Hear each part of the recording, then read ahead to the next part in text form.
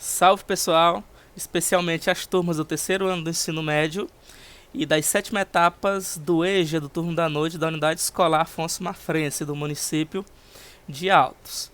Iremos dar continuidade às atividades avaliativas. Estamos já na quinta atividade e hoje iremos tratar dos modelos de produção econômica do mundo globalizado. Então, iremos fazer a ponte, a ligação entre a ideia de economia e a ideia do processo de globalização. Então, a primeira questão, o que ela trata? Vamos lá. Comente, dentre algumas mudanças, no modelo de produção econômica dos dias atuais até o período da pós-globalização. Então, se formos levar em consideração o processo de produção espacial do homem ao longo da sua história e ao longo do processo de evolução das técnicas que foi discutido na aula passada, percebemos que esses modelos de produção acompanhou o modelo primitivo até o sistema capitalista, que é utilizado pela maior parte dos países do mundo. E em sua minoria dos países do mundo é o sistema socialista. Esses dois rivalizaram muito, principalmente durante o período da Guerra Fria. Mas o que é hegemônico e adotado pela maior parte dos países do mundo é o modelo capitalista. Inclusive o nosso país, o Brasil, ele utiliza esse modelo de sistema. Então vamos abordar cada um. O primeiro modelo, pessoal, é o modelo primitivo. Então, como era o modelo de primitivo? Era aquele que era adotado pelos povos tribais, e podemos até citar o exemplo do homem pré-histórico, em que esse modelo de produção ele designava o quê? Uma formação econômica e social que abrangia um período muito longo, desde o aparecimento da sociedade humana.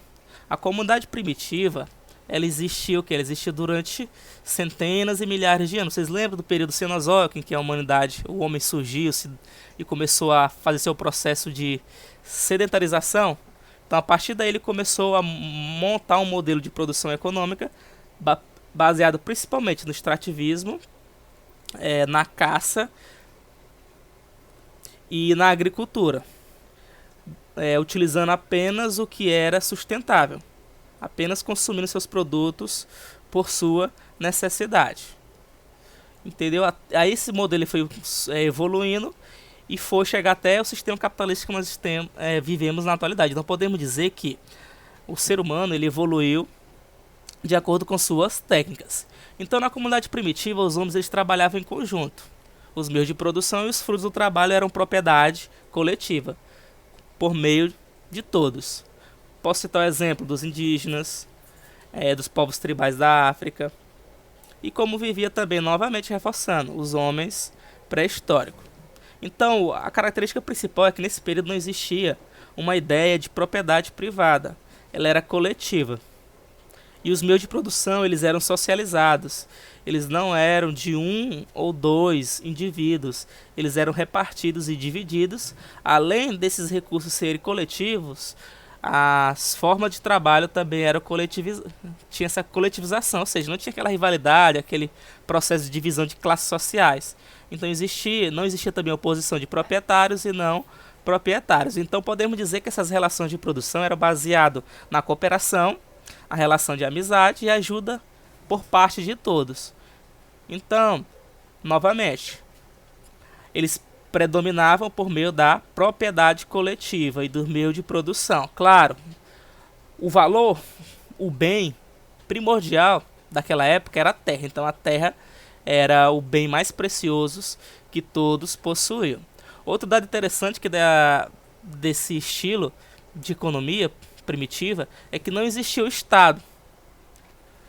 Este só passou a existir quando os homens começaram a predominar por meio de valores em relação aos outros.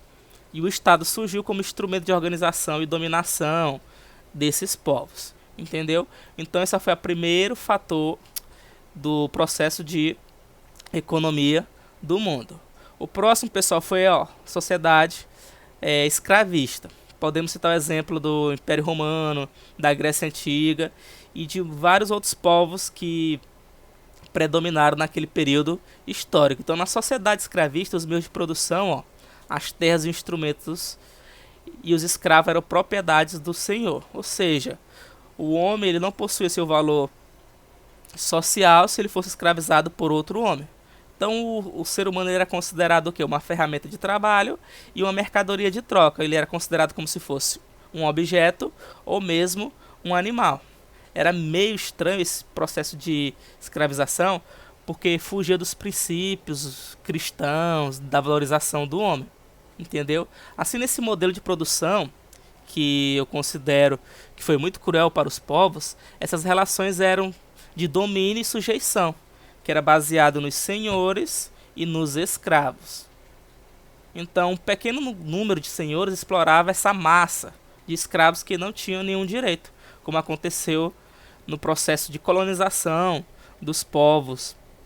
Conhecemos a história do Brasil, né, do Brasil colônia, dos países africanos que foram dominados, nesse processo aí.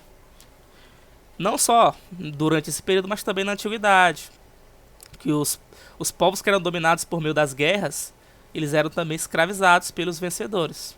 Então os senhores, eles eram proprietários da força de trabalho desses escravos, e novamente o meio de produção era centralizado, desculpe, na terra. Então a partir daí as técnicas comparadas ao sistema primitivo, elas evoluíram. Aí a partir daí o sistema de produção daquela época começaram a evoluir. E o do trabalho também. Era baseado mais na terra, pessoal. Na agricultura e na pecuária, como podemos citar o exemplo da monocultura do algodão, da monocultura da cana-de-açúcar, da monocultura do café. Entendeu? Que era muito praticado naquele período. Ficou claro essa parte aí? Outro modelo de produção foi o modelo asiático, que foi um modelo de produção que foi utilizado no Egito, na China e na Índia. E também no século passado, no século XX, era adotado em alguns países. Se eu fosse citar o exemplo aqui do Egito, no tempo dos faraós, vamos notar que a parte da produção da sociedade era composta pelos escravos. Tinha, pessoal, o modelo de produção escravista dentro dele. Só que eram os camponeses que eram forçados a trabalhar. Eles entregavam tudo na mão do Estado. Então a maior parte era prejudicado nesse modelo de produção. Eu posso citar o exemplo que o Brasil, apesar de adotar o sistema capitalista, não está muito distante desse modelo não. Por quê? Porque pagamos altos impostos, se aproximamos, claro, mas não somos considerados na categoria de escravos. Mas trabalhamos muito para ter pelo menos uma vida digna. Mas parte do nosso salário, do nosso rendimento de produção anual, grande parte fica na mão do Estado, entendeu? Então os fatores que determinaram o fim desse modelo foi o quê? A propriedade da terra pelos nobres, o alto custo de manutenção de setores que não tinham rendimento, não tinha produção, e os escravos eles se rebelavam, principalmente os camponeses aí. O outro sistema, pessoal, foi o feudal.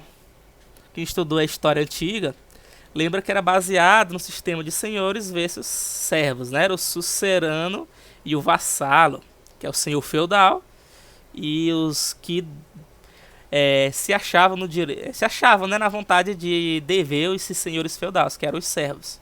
Então eles não eram escravos diretamente de seus senhores, pois eles não eram propriedades deles, mas tudo que eles produziam, eles tinham que dar satisfação ao senhor feudal. Eles apenas serviam como troca de casa e comida, ou seja, era um sistema de uma mão lavar a outra. Então, por causa da terra, de novo, o valor estava centralizado na terra. Então, tudo que eles produziam, parte dessa produção era destinado ao senhor feudal. Então, basta se aprofundar mais nesse sistema aí de relação capitalista, que vocês vão entender melhor. Porque se eu me aprofundar, eu vou estar citando mais conteúdo de história. Mas releiam. Outro dado importante é que nesse sistema de economia, sociedade feudal, a terra, aí sim, a terra tinha muito mais valor, comparado até mesmo ao valor do sistema primitivo. Mas a terra sempre foi o símbolo mais valioso desse modelo de produção. Chegamos agora, pessoal, no modelo que é adotado na maior parte dos países do mundo, que é o modelo capitalista. Então as relações, pessoal, do modelo de sistema capitalista vai se basear, como já vimos nas aulas anteriores, no lucro, no capital e nas relações do trabalho assalariado. Então, e a propriedade privada e as terras, elas são concentradas na mão de grupo de pessoas e não em grupos coletivos. Apesar de ter o Estado organizando essas sociedades de modelo capitalista, cada um é responsável pela sua produção. Então, quem tem suas propriedades, quem tem seus rendimentos, seu dinheiro, seu capital, está dentro desse sistema. Então, o que caracteriza o modelo de produção capitalista são essas relações. De novo, novamente, assalariado do patrão e do trabalhador, ou como no modelo antigo, o proletariado, né? E o senhor dos meios de produção. Então essas relações baseiam-se novamente, de novo, propriedade privada, que antigamente chamava esses senhores, esses empresários, né? Posso colocar melhor, de burgueses, né? Uma expressão que já está em desuso no dia de hoje. Então o objetivo principal do sistema capitalista é o lucro. Então podemos dizer que a maior parte aí dos países que existe na atualidade. Então, vocês lembram que o sistema capitalista ele compreende 4 etapas. Vamos relembrar. O pré-capitalista, quem não lembra, que foi um modo de produção feudal, né, que ainda predomina, mas já se desenvolve relações capitalistas. Podemos dizer que existia um sistema pré-capitalista dentro do sistema feudal. O outro foi o capitalismo comercial, que a maior parte dos lucros se concentrou na mão dos comerciantes. Aí surgiu a classe da burguesia, quem lembra da antiguidade, que constituiu uma classe, né, uma camada hegemônica da sociedade. Então o trabalhador assalariado tornou-se algo muito mais comum. O que é esse proletariado?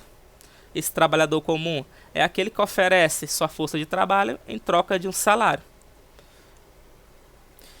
Aí avançou para o sistema da Revolução Industrial, caracterizando o capitalismo industrial, que já foi trabalhado e citado anteriormente, entendeu? Aí essas relações de produção de trabalho do sistema capitalista se tornou muito mais firme, as técnicas elas foram se consolidando, até chegar aos dias atuais, o capitalismo financeiro, em que surgiram novas instituições, os bancos, surgiu o Estado por meio de organizações de controle, por meio de impostos, surgiu atividades e mecanismos de desenvolvimento econômico mais sofisticados, como no caso de financiamento de lucro e capital por meio da indústria, da agricultura, da pecuária, do comércio e da própria indústria. E esses avanços começaram a se tornar muito mais intensos, muito mais complexos, formando até os modelos de produção, que é um conteúdo que vamos trabalhar mais à frente, que é o Taylorismo, o Fordismo, o Toyotismo e o Volvismo. E por último, o sistema socialista, que teve seu auge principalmente durante a Guerra Fria. Quem lembra do conteúdo da Guerra Fria percebeu que a União Soviética e alguns países, como no caso da Cuba, adotou esse sistema aí, que é um sistema baseado no controle do Estado, ou seja, da classe política daquele país. É a propriedade social dos modelos de produção, pessoal. Esses meios eles se tornam não privados, eles não se tornam privados de cada um, e sim coletivos. Então, vamos imaginar que em Cuba, se você mora numa residência, se você trabalha, você tem uma profissão, você ganha aquele salário, ou sua própria produção, seus objetos, tudo que você conquistar não pertence a você, sim pertence ao Estado. Você vai socializar seus bens para outras pessoas. Então o Estado ele vai controlar, e esses meios de produção eles se tornam públicos, pessoal. E não existe empresas privadas. Então essa finalidade do socialismo é a satisfação completa das necessidades materiais e culturais da população. Eles visam na teoria emprego para todos, habitação, educação e saúde. Só que na prática, eu não vou entrar nesse detalhe, não funciona. Não funcionou em lugar algum sistema socialista. Ficou claro nessa parte aí? Então, outro dado importante é que não há separação entre o proprietário do capital e o patrão e os proprietários da força de trabalho, né, os empregados. Sabemos que existe, pessoal, diferenças sociais. Apesar deles pregarem que não é para haver desigualdade social, na prática sempre vai ter. esse processo aí de desigualdade social ele vai se acentuar. Vai ter uma classe política dominando tudo e vai ter uma base, que é a população em sua maioria, sofrendo processo de desigualdade social. Ou seja, vivendo na miséria, como aconteceu no leste europeu, durante o período da Guerra Fria, e na própria União Soviética. É só fazer a pergunta: quando o Muro de Berlim ele deixou de existir, qual foi o lado que os alemães pularam, né? Foi o lado do Ocidente ou foi o lado do Oriente? Claro que quem vivia no Oriente queria passar para o Ocidente, porque era capitalista, entendeu? Então, o modelo de produção socialista é adotado em poucos países do mundo e ele está se arrastando. E a previsão é que daqui a alguns séculos esse sistema ele deixe de existir. Então, a conclusão dessa primeira atividade, pessoal, posso dizer para vocês o seguinte: que para produzir, né, os bens de serviço e de consumo que a humanidade precisa, os homens sempre vão estabelecer essas relações uns com os outros, por meio de grupos. Então o homem é dependente. E essas relações de produção sempre vai gerar o quê? Vai gerar uma troca de mercadorias, a distribuição de bens, visando o lucro. Então essas relações de produção é para garantir a sobrevivência do ser humano. Vamos lembrar da técnica, que são mecanismos que facilitam a sobrevivência do ser humano. Então ele vai criando ferramentas e objetos para facilitar a sua prática, como foi estudado na atividade anterior, que trata sobre a revolução, né? A revolução tecnológica. Então, essa abordagem ela vai sendo trabalhada ao longo do tempo. Então, continue as leituras, reforcem, que no próximo vídeo vamos continuar a segunda questão, que é bem mais tranquila e menos difícil de trabalhar. Então, até a segunda questão e o próximo vídeo, pessoal. Foi.